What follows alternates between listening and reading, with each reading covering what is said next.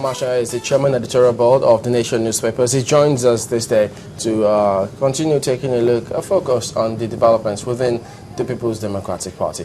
Molana, thank you for coming on today. Oh, it's my pleasure. But interestingly, when we speak to members of the PDP who happen to be on the Alhaji Bamangatuko side, they say there's no such thing as faction. Yes, we've got challenges, but as Olusegun says, these two shall pass. First of all, I mean, different interpretations of what's happened, but it's clear that there are some agreed members, and we've also heard him talk about sealing off of a non-existent office. Perhaps we should even start with that one. He says the lawyers interpret it as saying, look, first of all, they're not recognized by law, the operations are illegal.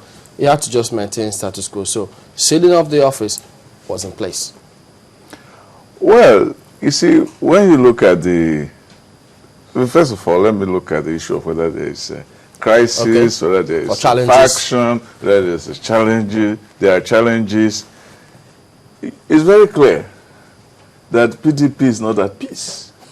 Whatever you call it, crisis, challenges, is a construction of denial. And you saw that yesterday at the convention, the so-called convention party. The convention party was like a party after a funeral. I mean, you're trying to say that nobody died. You are drinking, but inside of you, you are weeping. That's what happened yesterday. It was a charade. To say that is actually to joke around. To say that there's no crisis. There's crisis everywhere. Why did they go to court if there's no crisis? Who went to court? If it is just a family matter, why will you go to court? Well, why will you withdraw? Why will you withdraw the security operatives of one of the governors, Rivers State, for instance? Why would you do that in the midst of reconciliation? Why would you do that? I think they're just living in denial. It was really sickening what I saw yesterday. They're also trying to create the facade of unity by putting a lot of Northerners as spokespeople to tell you, because most of the governors that are cutting away are actually from the north. They're trying to give the impression of unity and all of that, and everybody could just sit through the charade. But basically, what is really happening is that the foul logic of the PDP is catching up with it. How? Impunity of the PDP is catching up with it.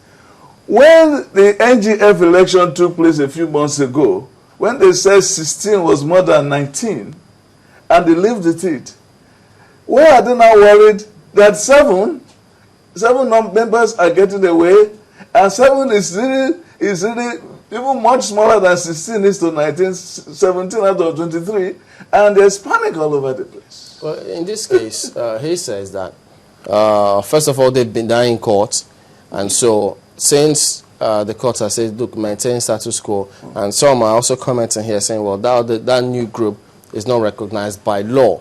And in the case of the NGF, if they hadn't pulled off the case, if the court had said, maintain status quo antebellum, then we would have had a commensurate case on our hands. But along the line, the case was withdrawn, so there was no order ordering the factional NGF not to open any such office. Of course, that's clear. But what I'm saying is essentially is that in the PDP, it is not this crisis that is going on. It's not about the law. It's not about law, because PDP has never respected the law. It's not about law. It is about power. They will it's about challenge power. that, saying, how have they never respected the law? That's an absolute. And they say, we can't exactly say that, can we? Oh, I mean, that is very obvious the way they go. Okay, look at the NGF thing, for instance. Look at what they have been doing in Rivers State, for instance. Look at what is going on. Listen, what is going on in Rivers State, for instance. Look at what is going on in Taraba State, for instance. Look at what is going on in Anambra State, for instance. This is not about whether this is right or this is wrong. We should forget about that when we're looking at the politics that is going, the political activities going on in the party right now. What they're interested in is who is on my side. You know, in the Bible, they used to say that who is on the Lord's side should go this way and things like that. Who is on Jonathan's side, come this way. If you are not on Jonathan's side, you are not right. So that is the logic going on right now. So the law is just a facade. It's just a platform to construct the politics of hegemony. Okay, but you talked about the NGF and Taraba. Yeah. What laws have they not obeyed? No, the case of NGF is very simple. Also, of Taraba is very simple. A governor says that I have come back. I have transmitted a letter to the State Assembly, which is what the law says that you should do. And the State Assembly says, no. We don't believe you wrote that letter. Did the law say they can say that? The law says they can say that? Did the law say they no, can the say law that? did not say so. The law just says once he transmits the letter, then he becomes governor. Oh. Now, the governor himself is not even able to perform his duty. And then you send somebody there to say, well, what we want is for the governor to still be in position and the deputy governor to... Where is that in law? This is not a constitutional monarchy. We run a presidential politics. So that is what we're saying. They don't believe in law. They just think that the law is one thing and interest is another thing. But no decision or no court order has been given with respect to Taraba. No court order has been given to Court Taraba, but the law is there for people to follow. Why are they not following the law? Why are they trying to use self-help? Some people will tell you that, you know, in the case of Taraba, the law has been followed. It's just that the spirit of the law has not been followed. So, yes. Please, I want to know the spirit. Because without the spirit, there is no life. Well, I think the case of Taraba is, you know, it depends on who is looking at it. Some people, you know, will definitely be on one side, even outside the PDP, that this has absolutely nothing to do with, you know, politics within the national PDP as itself, maybe in the state and local representative to see if they can resolve whatever log jam is there, and they came to a compromise of sorts. You don't come to compromise when it comes to the law because you are setting precedent. Oh, we all know that even in the opposition parties, sometimes, you know, when you see that the law, you know, the way it's going to be applied here could create a problem. A political problem, you have to find a political solution, at least to calm nerves. A political solution does not put the law aside because you're going to create a problem. Are you happy because we are a nation of laws, to quote the American founding father. We are, John Adams, we are a nation of laws and not of men. So the law itself is supreme. The question here, that is the meaning of the expression, okay, now, rule of law. Let me take you on this. What law hasn't been followed in Taraba? What law has not been followed in Taraba? Yes. The law that has not been followed in Taraba is one, that, okay, if this man has transmitted a letter to the House of Assembly, then you say, okay, we have accepted you. Then you will say, work. Then the State Assembly will say, okay, now work. If it's not able to work, then you follow the law. Then you can say, okay, this man is not able to work. Why are you not able to work? If he does not provide a good answer, then you can follow the law and start impeachment proceedings. So you are saying, what you are saying is that the governor should have just been accepted back, right? Yeah, you follow the law. And you're saying that no questions should have been asked. No, you can ask questions. Even considering the state of health that we saw him return, we saw him also address citizens of Taraba State. Are you saying that the House of Assembly should not have been proactive in that particular instance? Are you sure that this same man sent this letter to us? Are you proactive? Are you proactive against the law? You have to obey before sacrifice.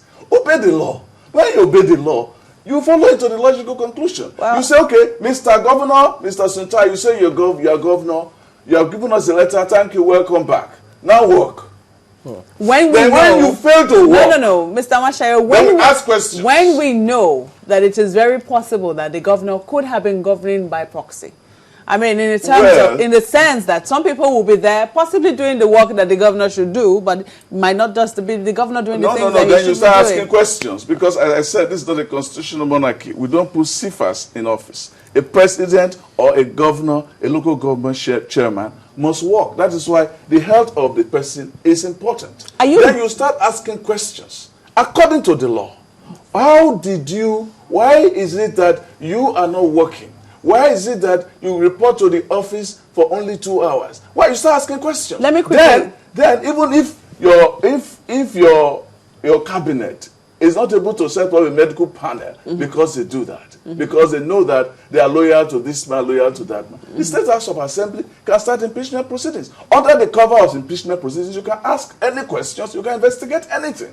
And then you can come to the conclusion as to whether it's healthy or not, because you cannot determine the health of a person by looking at it. Look at him. FDR, let me finish. FDR, Franklin Roosevelt, conducted the Second World War on a wheelchair for the United States. You could not just by looking at a person. Know that. Let the doctors decide who is healthy and who is not, and let him put his medical records on the table. Because, as they say, those people that live in public life must live in a fishbowl. In other words, if you are sick or if you are well, because we voted you in to work for the health of others, you too must be healthy. Put your paper on the table. That is the law. But they're not addressing that. Just quickly now, let me take you to the crisis at the national level. Good. Are you worried about the crisis in the PDP? Why shouldn't I be worried? It's a party in Nigeria. It's a party. It's a major party. What worries you? What worries you about it? What worries me about the crisis in the PDP is that there is a lot of impunity going on in the party. And if there is impunity going on in the party, and the party is not able to create a sense that the law is important, then what is the essence of democracy? What do you consider that democracy cannot operate without law. What do you consider as impunity in this case? Look at what is going on in Rivers. They are saying that they don't. They are saying that what do you call it? The party chairman is overbearing on them. They have not been able to sit down to say. But this is politics. The law has not been abusing anyone. No. Parties. You see, there's one thing about parties. If you have a family, you have the way a way to resolve the issues in families. If you have a party where the way you are resolving your family issues are in contradiction with the ways you carry yourself in terms of implementing the laws of the land, then there is a disconnect. Isn't it the same? Don't we see it in different shades and fashion in all political parties in this the country? This is not to excuse all the other political parties. It's not to excuse them. The point about Nigeria and the issue of internal democracy is that there's mutual suspicion. If I open my party up for general election, or open primaries or open elections, I don't know whether at the end of it, this is another party that will have taken over my party. So there is a primitive logic to our own practice of democracy. Let's look at it by the way. I mean, what makes this any big deal, if at all it is, within the PDP? Is it because some governors are involved? Because in the same party and in some of the other parties,